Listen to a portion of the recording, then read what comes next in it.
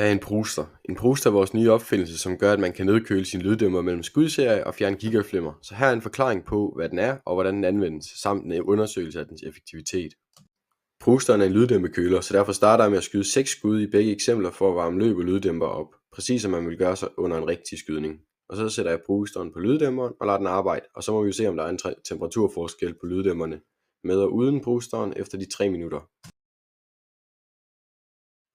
Og her i nedkølingstiden kan vi lige så godt gå ned og plastre skiverne til og se, om vi har lavet en fornuftig skydning.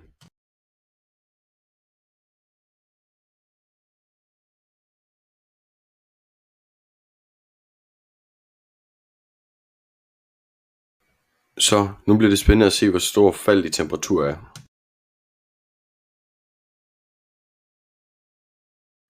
Så nu er der gået 3 minutter. Lad os se, hvor stor fald i temperatur er.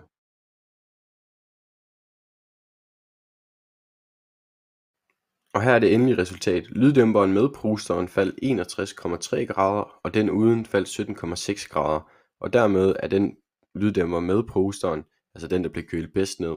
Så den faldt faktisk med hele 34,6 grader mere, end den uden en bruster på. Så man må jo sige, den fungerer.